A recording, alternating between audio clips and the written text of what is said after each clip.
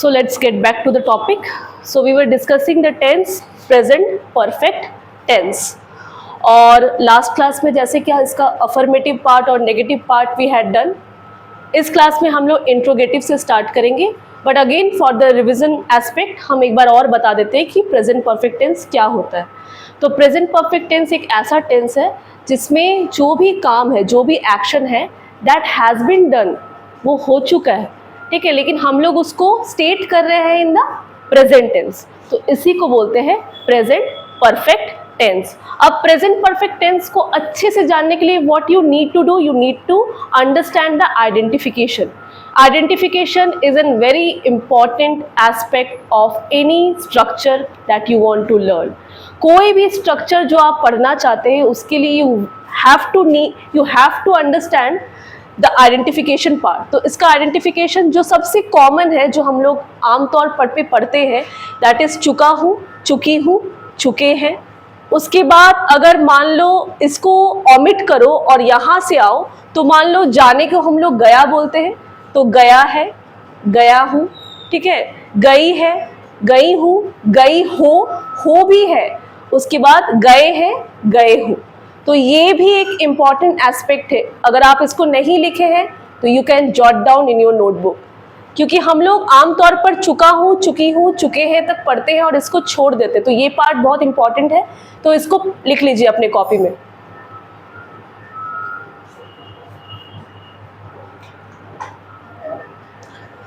Present perfect tense.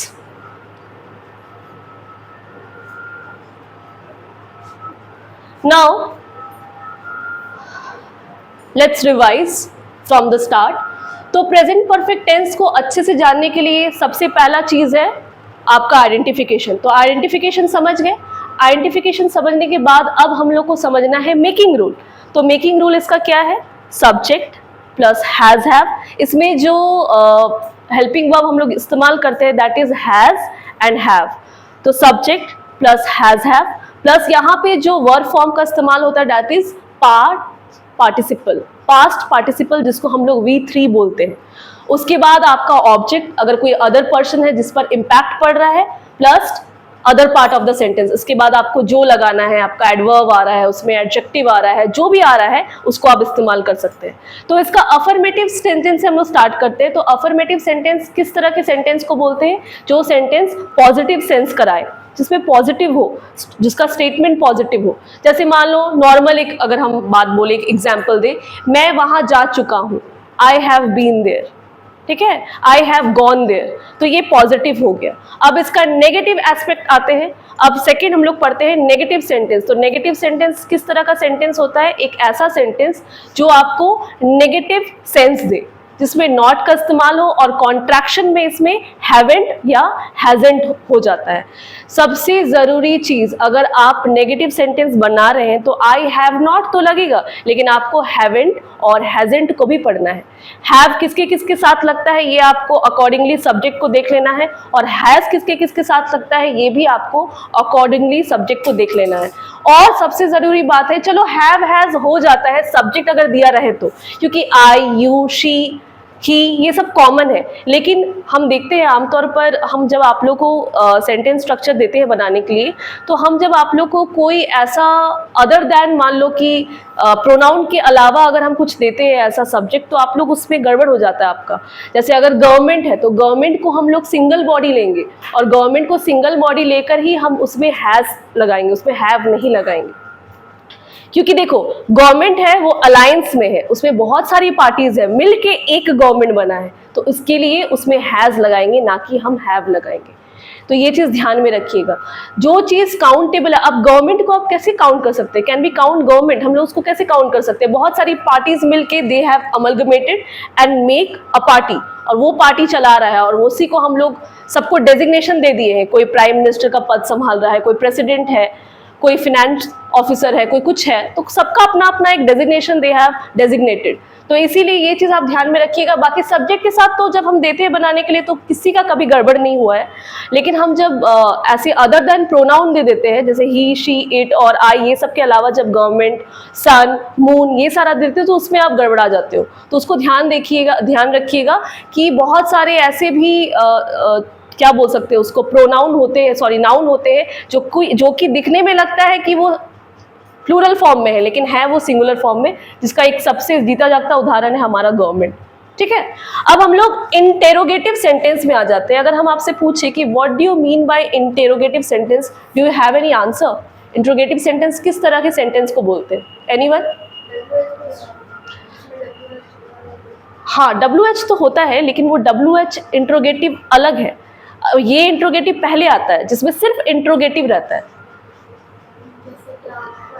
जिसमें question रहता है। तो interrogative sentence, simple interrogative sentences are the type of sentences that usually ask a question.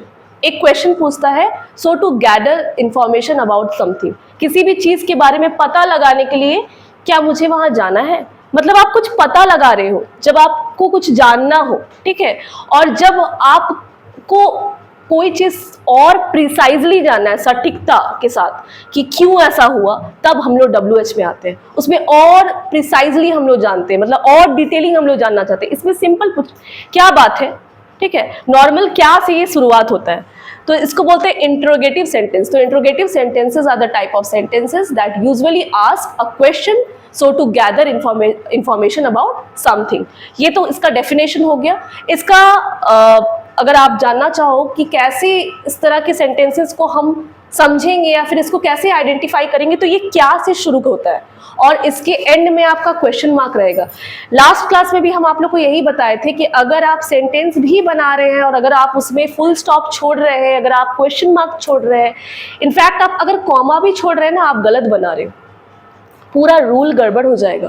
क्योंकि punctuations जो होते हैं बहुत दिखने में they are very small, they are minuscule, एकदम छोटे से है, लेकिन उनका बहुत बड़ा महत्व है। सोचो ना, ये एक सेंटेंस अगर हम क्वेश्चन मार्क ना दे तो ये आगे बढ़ते रहेगा, ये तो नेवर एंडिंग हो जाएगा। फुल स्टॉप दोगे, पूर्ण विराम हम लोग हिंदी में देते हैं, इसका मतलब क्या है, we are ending the part of the sentence. अब यहाँ ये सेंटेंस खत्म हो गया, उसके बाद आप नया सेंटेंस शुरू करोगे। तो लास्ट क्लास में अफर्मेटिव हो गया था, नेगेटिव हो गया था, तो अब हम लोग इंट्रोगेटिव में आते हैं। इंट्रोगेटिव का मेकिंग रूल क्या है? Identification I have already discuss. इसका मेकिंग रूल है, सबसे पहले इसका हेल्पिंग वर्ब हम लोग क्या लगाते हैं?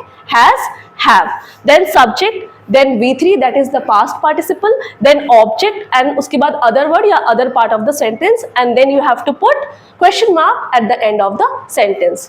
Now I've given an example, क्या तुम पहले दिल्ली जा चुके हो? अब हम लोग इसको तोड़ते हैं, let's separate this, इसको अलग अलग करके तोड़ते हैं। यहाँ पे जो क्या है वो has have है, ठीक है। तुम क्या है? सब्जेक्ट है। पहले क्या है? पहले मतलब बिफोर, आफ्टर, ये सब छोटी छोटी डिटेल्स इसमें आपको बहुत मिलेगा। पहले ही, ठीक है, अभी, तुरंत, उसके बाद और भी बहुत सारा है, अभी, अभी तक, फिर भी, ये सब पास्ट परफेक्ट टेंस में बहुत मिलेंगे आपको। इसको एडवर्ब बोलते हैं। दिल्ली क्या है? अगेन नाउन है। दिल्ली के पहले द नहीं लगाइएगा। लास्ट क्लास में भी हम देख रहे थे कि जगह के पहले द लगाए थे, नहीं लगाइएगा, ठीक है। कोई भी जगह के पहले द नहीं लगता है अनटिल एंड अनलेस वो बहुत ज़्यादा डेवलप्ड हो। तो दिल्ली के पहले आप द नहीं लगाओगे। इनफैक्ट हम लोग इंडिया के पहले भी द नहीं लगाते हैं क्या? हम सिंपल बोलते हैं ना, इंडिया इज आवर कंट्री। हम कभी बोलते हैं क्या the India is our country? नहीं बोलते। हम लोग किसी कंट्रीज, कुछ स्पेसिफिक कंट्रीज है, उनके पहले द लगाते हैं। ये आर्टिकल का एक रूल है। उसके बाद जाना क्या है? हाँ, ये जाना है आपका V3 फॉर्म, मतलब ये आपका वर्ब फॉर्म हो गया। फिर चुका हूँ, चुकी हूँ, चुके हैं, ये वही वाला हो गया, ठीक है। तो क्या तुम पहले दिल्ली जा चुके हो? Have you been to Delhi? Again यहाँ पे एक प्रेपोजिशन का यूज हुआ है टू। अभी लास्ट क्लास में हम पढ़ रहे थे कि मैम आप टू और कभी कभी हम लोग कंफ्यूज हो जाते हैं कि टू और ऑफ में क्या डिफरेंस है। जैसे एक सिंपल सेंटेंस ये लोग को बनाने दिए थे लास्ट क्लास में कि मुझे उसका बोलना अच्छा नहीं लगा, ठीक है, नहीं मुझे बात करने में शर्म आती है, ठीक है। तो अब सामने वाला इंसान क्या लिखेगा? जैसे एक एग्जाम्पल देके आपको समझाना पड़ेगा। एग्जाम्पल है, मुझे बात करने में शर्म आती है।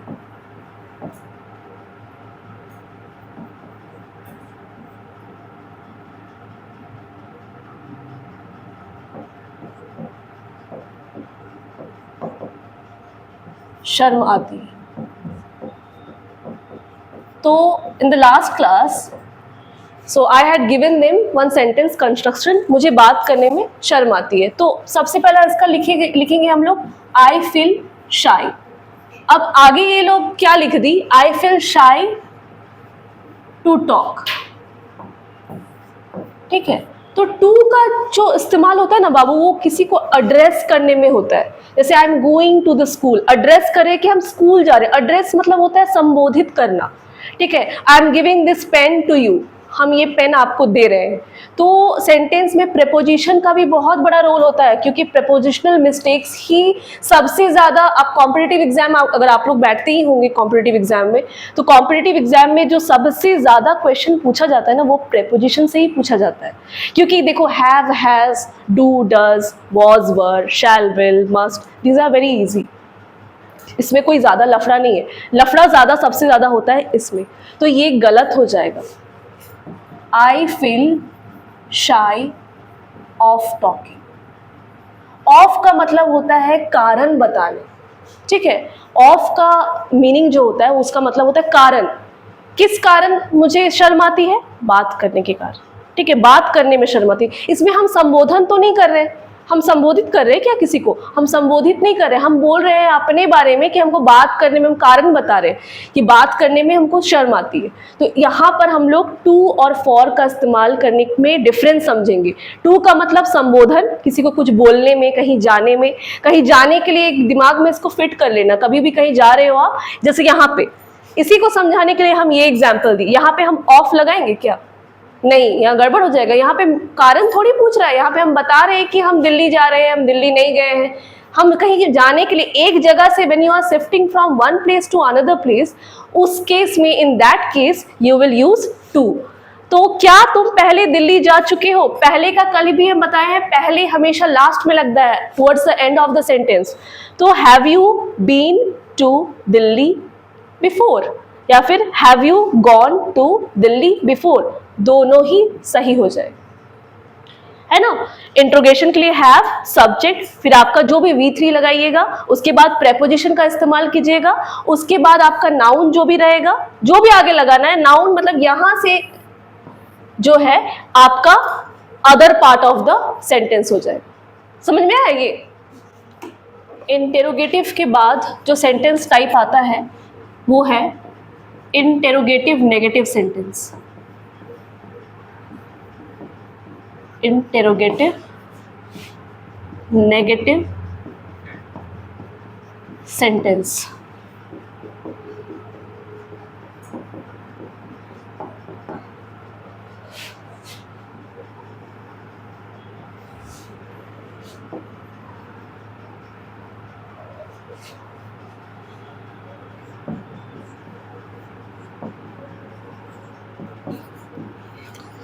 एक बात ध्यान में रखिएगा, जब भी हम लोग नेगेटिव सेंटेंस बनाए हैं, इससे पहले भी I have already discussed and mentioned you while discussing all this things, कि जब भी हम लोग नेगेटिव बनाते हैं तो वो दो तरह से बनता है। एक सिंपल बनेगा जिसमें नॉट लगा के, और एक बनेगा कॉन्ट्रैक्शन के साथ। और अभी जो ज़माना है वो कॉन्ट्रैक्शन का ही है। कॉन्ट्रैक्शन मतलब कि दो चीज़ को मिलाना।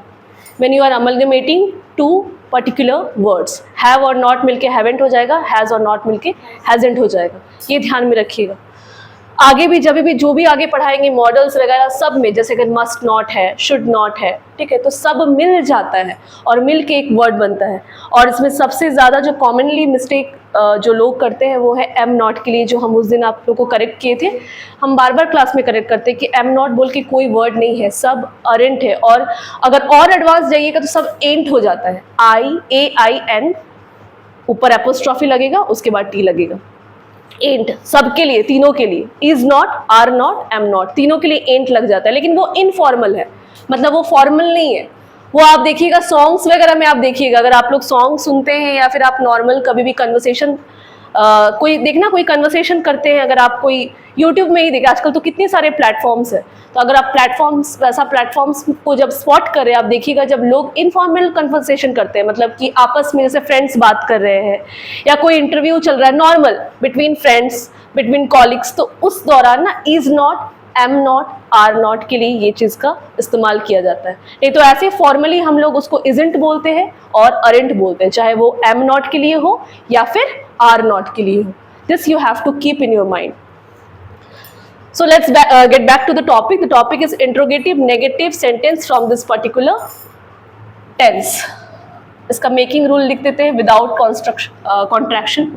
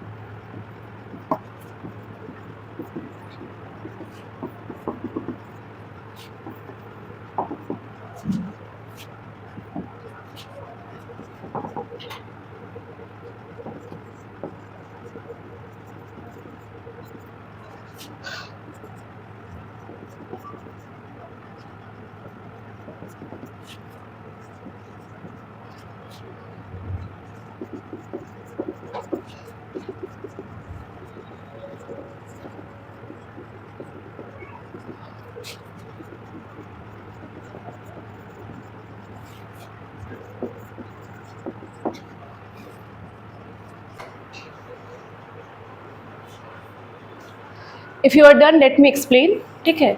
सो दूसरा पार्ट आता है इंट्रोगेटिव का, वो है इंटेरोगेटिव नेगेटिव सेंटेंस। अब what do you mean by this term interrogative negative term? Interrogative negative term में सबसे पहले इंटेरोगेटिव का अगर ये वर्ड तोड़ लेना, ठीक है, तो इसका जो नाउन फॉर्म है वो इंटेरोगेशन है, मतलब पूछताछ, क्वेरी करना, ठीक है। तो इंट्रोगेटिव मतलब ही होता है क्वेश्चन पूछना। तो इंट्रोगेटिव नेगेटिव मतलब होता है कि इंट्रोगेटिव तो अगर आप ले लोगे तो उसमें वही चीज़ है कि interrogative sentences are the sentences types that usually ask a question, जो क्वेश्चन पूछते हैं। एंड अगर यहाँ नेगेटिव और आ गया तो इसका मतलब साथ में they will give you a negative sense too, मतलब वो नेगेटिव सेंस भी आपको देंगे। इंट्रोगेटिव में आपका क्वेश्चन भी पूछेंगे, क्या से क्वेश्चन रहेगा, और साथ में आपका ना का भी वहाँ पर एक महत्व रहेगा, मतलब not will be there.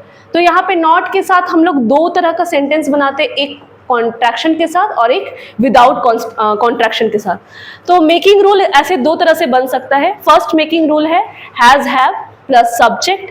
Has have interrogation के लिए होता है, इसलिए helping verb will be at the beginning of the sentence. यहाँ पे थोड़ा सा समझने का जरूरत है, हेल्पिंग वर्ब पहले आ जाएगा, plus subject plus not plus V3 object in other part of the sentence. जैसे फॉर एग्जाम्पल यहाँ पे दिया हुआ क्या आप दिल्ली नहीं गए हो। देखिए अब बच्चे कैसे कंफ्यूज करते हैं, और ये बहुत बार मैंने देखा है कि ये जो गए हो की जगह पे चुके हो लिख दिए। अब बच्चा चुके हो, चुकी हूँ और चुका हूँ, जो हम यहाँ पे ऑलरेडी लिखा चुके हैं, वो बच्चे पढ़े होते हैं। अब ये नहीं पढ़े होते हैं, गए हो, ए हो आया ना, ए हो आया कि नहीं, ये भी इंपॉर्टेंट है।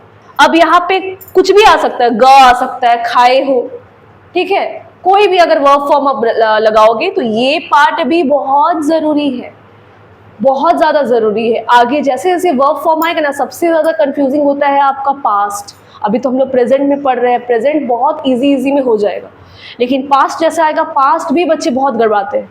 मैंने खाया था।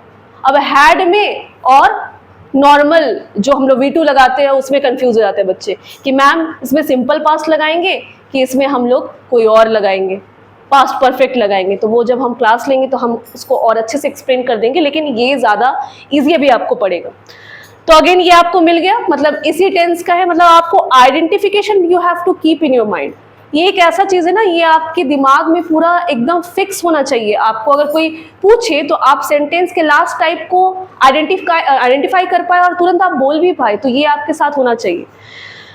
तो सबसे पहला है कि क्या आप दिल्ली नहीं गए हैं, हैव यू नॉट बीन और गॉन टू दिल्ली। जाने के लिए अगेन हम आपको बताएं कि अगर आपको कहीं पे जाना है तो आप टू का इस्तेमाल कीजिएगा, to Delhi, and then you have to put question mark at the end of the sentence as a mark of punctuation, because punctuation, full stop in the sentence is very very important.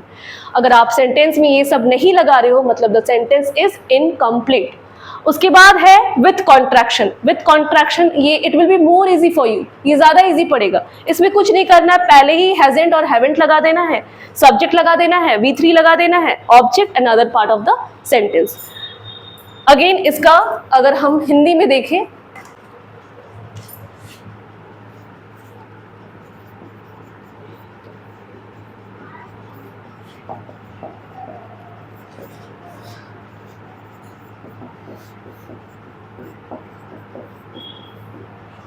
Same Hindi है, हिंदी तो same ही रहेगा, उसका जो translation Hindi का same ही रहेगा।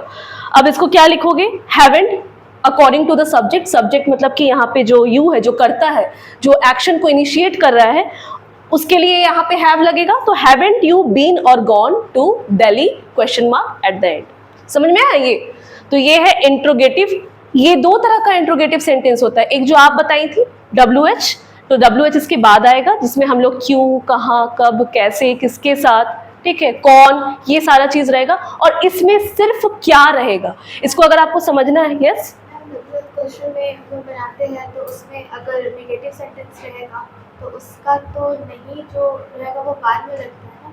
हाँ, उसको अभी बता देते हैं, क्लियर कर देते हैं, अभी इसी पे आएंगे हम लोग, ठीक है। और इसमें हैवेंट जैसे लग रहा है, हाँ, उसमें WH क्वेश्चन का पहले लगता है और फिर ये सब्जेक्ट के बाद।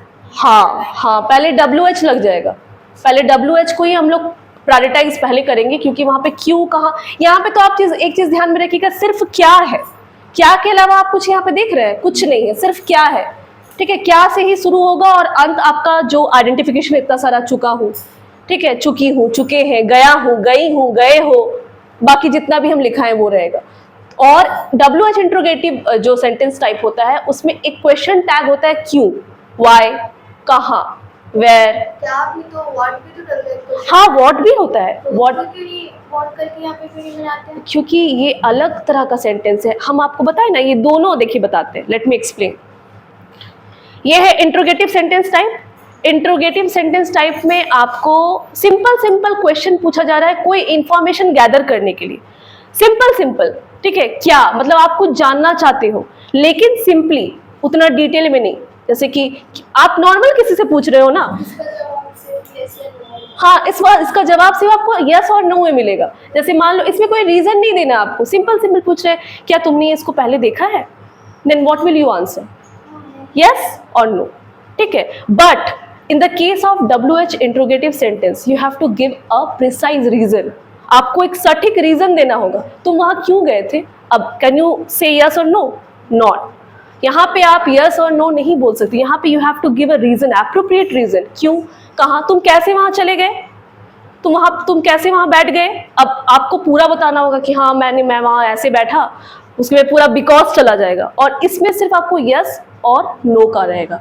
ये अभी भी हम पहले भी आपको यही बताए, एक ये जो है ये आपको इजी में पूछ रहा है, आपको you have to answer yes और नो, और दूसरे में आपको पूरा रीजन देना है, क्यों, कहाँ, कब, कैसे, इसमें पूरा आपको रीजन देना। उसमें भी व्हाट रहेगा, लेकिन वो व्हाट में भी आपको रीजन रहेगा। अभी हम एग्जाम्पल देंगे व्हाट वाला, तो उसमें समझ में आएगा। ये समझ में आया? I think I should not take it further, otherwise you will get perplexed, भूल जाइएगा और कंफ्यूज हो जाइएगा। अभी जो दिए हैं दो सेंटेंस टाइप से, इसी से I am giving you some translation, और अगले क्लास में जब हम लोग आएंगे ऑन मंडे, हम लोग उसको प्रॉपर रिवाइज करेंगे, क्योंकि मंडे हम लोग ट्रांसलेशन करेंगे, ठीक है।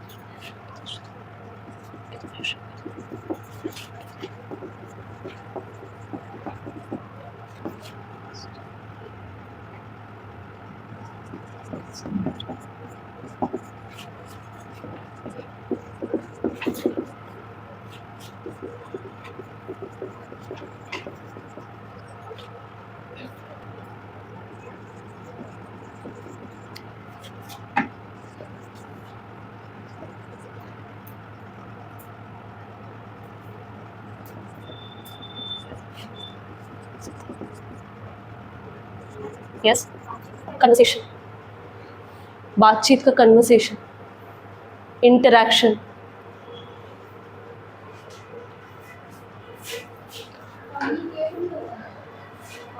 कम्युनिकेशन। ट्रांसलेशंस में सबसे पहला है, क्या गांव में ठंडी हवा चल चुकी है? क्या लड़के मैदान में क्रिकेट खेलने गए हैं? क्या तुमने यह फिल्म पहले ही देख लिया है? क्या वे लोग अपनी बातचीत खत्म कर चुके हैं? क्या तुमने यह ठीक से नहीं समझा है? नेक्स्ट, क्या राधा ने दिल्ली विश्वविद्यालय से अपना डिग्री नहीं लिया है? और अगेन आगे हम थोड़ा सा ऐसे ही जोड़ दिए हैं, क्या तुम निश्चित हो? क्या राकेश अभी तुरंत मार्केट या बाजार गया है?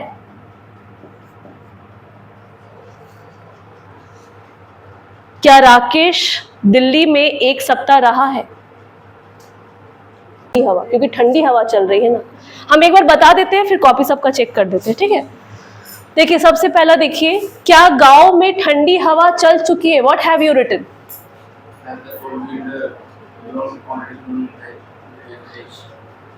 क्या गांव में ठंडी हवा चल चुकी है? तो इसमें सब्जेक्ट क्या है? ठंडी हवा। इसमें ये सब्जेक्ट नहीं है, ठंडी हवा। तो हैज द कोल्ड विंड, क्योंकि cold wind that is familiar to us in the situation में हम कोल्ड विंड को जान रहे हैं, ठीक है, तभी तो हम बोल रहे हैं ना ठंडी हवा को हम जान तो रहे। अब ऐसा नहीं है कि हमको उसको पर्सनली जानना है कि उस ठंडी हवा,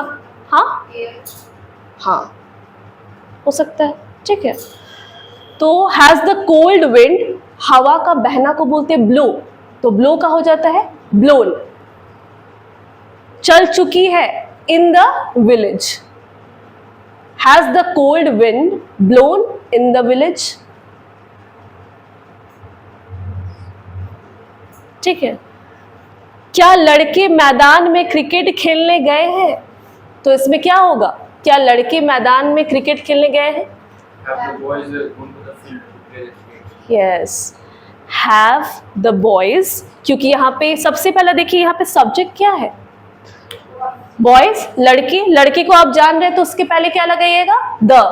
उसके पहले आप लड़के देख लिए, मतलब उसके पहले लग जाएगा हैव, तो हैव लगा दीजिएगा, हैव द बॉयज। अब जाना के लिए हम लोग क्या बोलते हैं? गॉन। कहाँ गए हैं? मैदान में क्रिकेट खेलने गए हैं, have gone to play cricket, ऐसे भी लिख सकते हैं, have gone to play cricket. कहाँ पर? In the field. यहाँ पे देखिए थोड़ा सा कंफ्यूजन वाला ये क्वेश्चन है, क्योंकि यहाँ पे the question has mention to verbs, एक है खेलना और एक है जाना, ठीक है। तो सबसे पहले तो ये तो इजी बन जाएगा, हैव द बॉयज। अब आप कंफ्यूज कर जाइएगा कि मैम खेलना पहले लिखे या जाना पहले लिखे, तो पहले खेल रहे हैं कि जा रहे हैं? पहले जाइएगा ना, पहले जाइएगा, उसके बाद तो बैट बॉल जो भी आपका इक्विपमेंट्स आप उसको हैंड ओवर कीजिएगा या जो भी कीजिएगा। तो have the boys gone to play. अब जब दो क्रिया आता है ना तो उसको जोड़ने के लिए एक पर्टिकुलर वर्ड का इस्तेमाल करते हैं, दैट इज टू। और इस टू को क्या बोलते हैं? इन्फिनिटिव। इसको दिमाग में याद रखिएगा, टू को हम लोग इन्फिनिटिव बोलते हैं, ठीक है। इन्फिनिटिव एक ऐसा वर्ड है, एक तरह से क्या कंजक्शन भी बोल सकते हैं इसको, जो दो शब्दों को जोड़ रहा है। मतलब जैसे बट, ऑल्सो, एंड, ये सारे वर्ड्स, हाउएवर, ठीक है, ये सारे वर्ड्स क्या करते हैं? दो अलग अलग सेंटेंसेस को एक पार्ट में जोड़ देते हैं। तो have the boys gone to play cricket? कहां पर? मैदान में, इन द फील्ड, ठीक है। देन उसके बाद क्या तुमने यह फिल्म पहले ही देख लिया है? या फिर have you already seen this film? Very good, इसमें तो दिक्कत नहीं होना चाहिए। Have you already seen this film? क्या वे लोग अपनी बातचीत खत्म कर चुके हैं? Yes, very good. Have they finish their conversation और have they ended their conversation? जो भी आप चीज, खत्म के लिए जो भी चीज आप लगा सकते हैं, फिनिश भी एंड भी, लेकिन उसको V3 में पास्ट पार्टिसिपल फॉर्म में लगाइएगा, that you have to keep it your mind. Then क्या तुमने ये ठीक से नहीं समझा है? Have you not understood this properly और have you not understood this well, ठीक है। ठीक से, प्रॉपरली, अगेन ठीक से, प्रॉपरली, ये क्या हो गया? कौन सा तरह, किस पार्ट्स ऑफ स्पीच में ये आता है? This falls under which parts of speech? Adverb. ली लास्ट में जो लगता है ना, क्विकली, विलिंगली, अनविलिंगली, नोइंगली, तो ये सारा चीज क्रिया के विशेषण को बता रहा है। कैसे नहीं समझा है?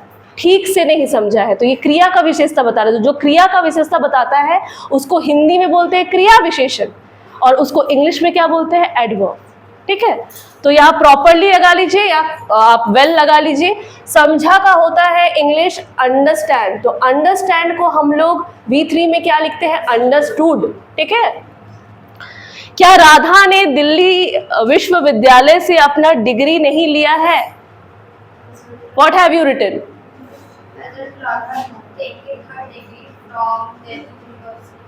Yes, hasn't Radha taken her certificate? यहाँ पे अपना भी है, तो राधा का अपना मतलब कि ये पॉजिटिव प्रोनाउन है। जैसे मेरा अपना क्या होगा? माई, ठीक है। यू का अपना क्या होगा? योर, ठीक है। वी का अपना क्या होगा? आर। तो सबका एक अपना होता है ना, वैसे ही लड़की का अपना क्या होता है? कोई भी पर्टिकुलर लड़की होती है उसका अपना होता है हर, लड़का का हीज। Very good. तो हैजंट राधा आप हैज नॉट करके भी बना सकते हैं, but I will suggest you to construct all the sentences in contraction, negative specially.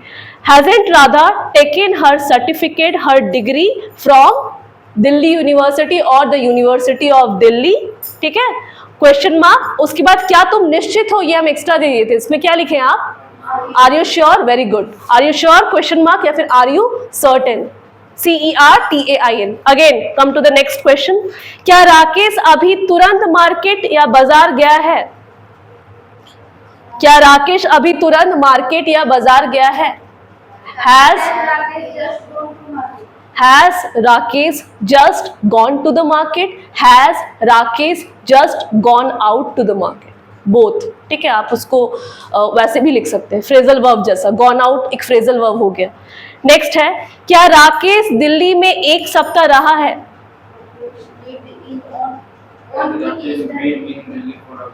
Very good, ये भी आप लिख सकते हैं। रहने को भी बीन बोलते हैं, ठीक है। कहीं जाना, कहीं रहना, तो आप स्टेड भी लिख सकते हैं, लिव्ड भी लिख सकते हैं, वॉटेवर जो भी आपके दिमाग में पहले आए, बट आप बीन भी लिख सकते हैं। Has Rakesh been in Delhi for a week? For 1 week. एक के लिए फॉर अ भी लगा सकते हैं, for a week, for 1 week भी, और for a week. For a week थोड़ा सा और एडवांस, लिटिल एडवांस्ड है और इट साउंड्स वेरी गुड। तो ये चीज हो गई, ये समझ में आया? ठीक। सच कहूँ तो तुम बहुत आलसी हो, तो उसको क्या लिखेंगे? सच कहूँ को क्या बोलते हैं? To be very honest. सच कहूं तो को बोलते हैं to be very honest, to be very honest, very honest comma, to be very honest comma, you are too lazy, you are too lazy, TOO, ठीक है, टू लेजी। बहुत को भी टू बोलते हैं और भी को भी टू बोलते हैं। TOO जो है ना, बहुत में भी लगता है और ये भी में भी लगता है। नेक्स्ट लिखिए,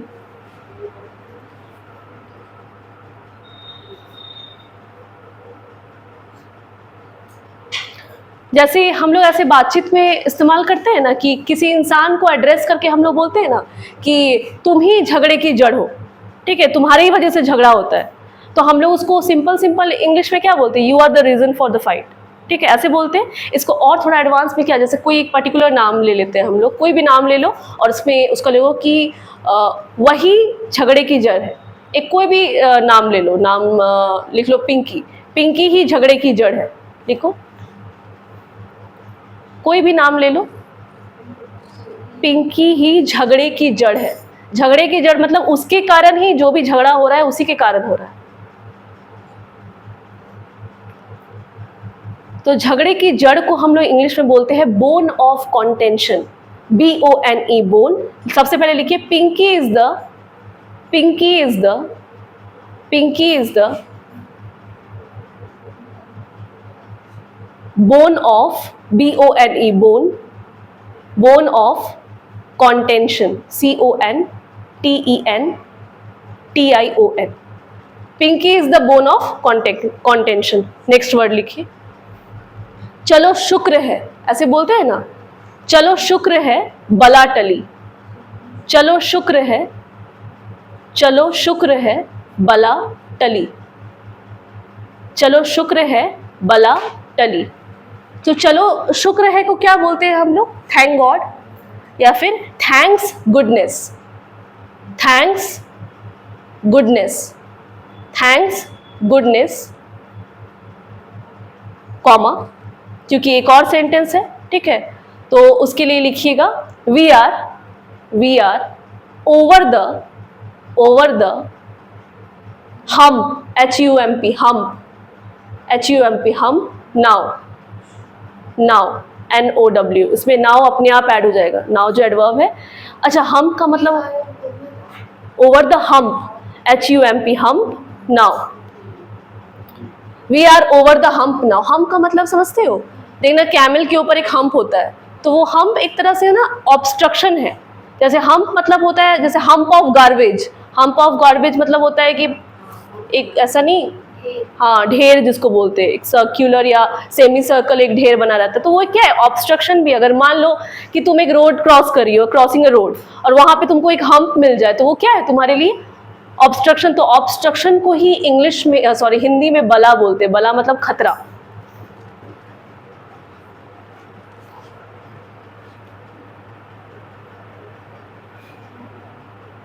लिखो, जैसे हम लोग बात करते करते ऐसे बोलते हैं ना, मुझे उसका जाना अच्छा नहीं लगा, ऐसे बोलते हैं ना, मुझे उसका बोलना अच्छा नहीं लगा, तो लिखो, मुझे उसका जाना अच्छा नहीं लगा, मुझे उसका जाना अच्छा नहीं लगा,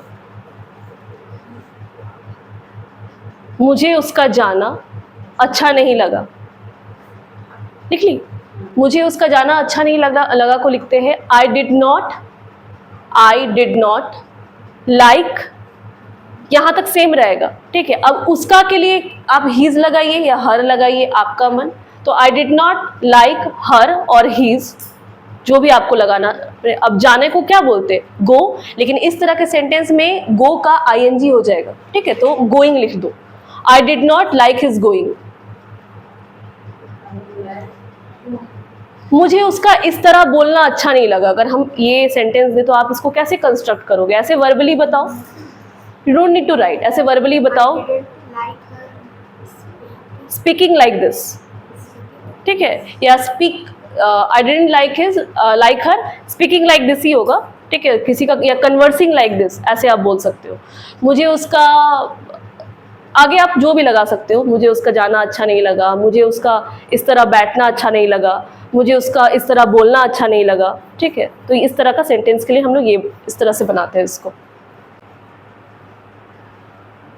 अच्छा, एक वर्ड है ना जो हम लोग आमतौर पर सुनते हैं, मतलब कि किसी को फंसा देना, फंसा देने को हम लोग क्या बोलते हैं? बलि का बकरा बोलते हैं ना।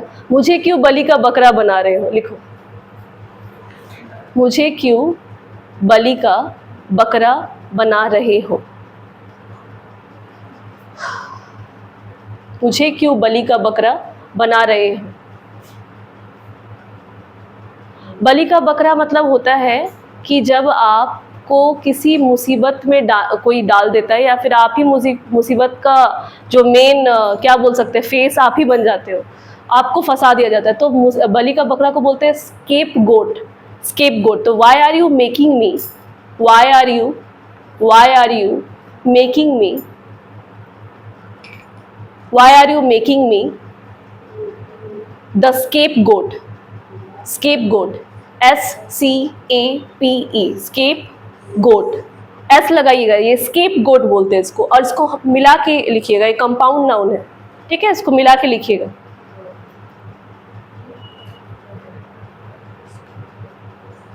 ठीक है, why are you making me the scapegoat. Again scapegoat के पहले द लगाइए, क्योंकि बलि का बकरा जो भी है इसको हम लोग जान रहे हैं, या फिर जान रहे हैं, सिचुएशन को जान रहे हैं, सिचुएशन के महत्व को समझ रहे हैं।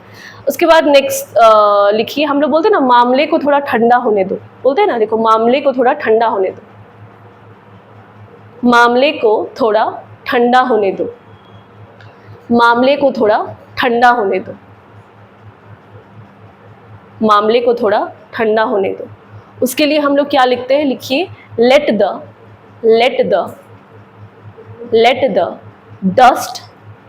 डस्ट सेटल, डस्ट सेटल, ये सेंस में आता है, let the dust, DUST, dust settle, SETTLE।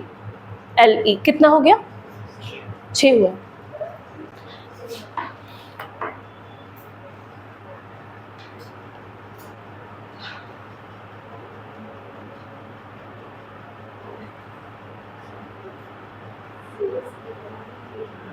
लिखिए मैंने कब कहा, मैंने कब कहा, मैंने कब कहा, मैंने कब कहा मतलब कि ये पास्ट में है, तो लिखिए व्हेन डिड आई से, व्हेन डिड आई से, मैंने कब कहा, व्हेन डिड आई से। कुछ काम कर लो, बोलते हैं ना किसी को बात, कुछ काम कर लो, कुछ काम कर लो, do some work, do some work. अब यही जो सेंटेंस बताए थे सुबह को भी लिखिए, मुझे उससे बात करने में शर्म आती है। जब आपको किसी चीज़ से शर्म आ रही है तो आप उसको कैसे बोलोगे? मुझे उससे बात करने में शर्म आती है, मुझे उससे बात करने में शर्म आती है, मुझे उससे बात करने में शर्म आती है। तो सबसे पहले लिखिए I feel shy, I feel shy, I feel shy. अभी आप लोग को बताए थे कि जब आपको कुछ रीज़न देना हो तो रीज़न देने के लिए ऑफ लगाते हैं। अभी ऑफ, हाँ, टू नहीं, I feel shy of talking, ये रीज़न बता दिए क्यों शाय आ रहा है आपको, बात क्यों आपको शर्म आ रही है, बात करने में शर्म आ रही है। अब किससे? टू हर, अब संबोधित कर रहे आप, समझे? अब संबोधित करे कि उससे बात करने में हमको शर्म आ रहा है। पहले ऑफ रीज़न बताए क्या कारण है आपको शर्म आ रहा है बात करने में, और उसके बाद अब लिखिए आप, मुझे अकेले जाने में शर्म आती है, ये आपके लिए। Now you translate this sentence into English. मुझे अकेले जाने में शर्म आती है।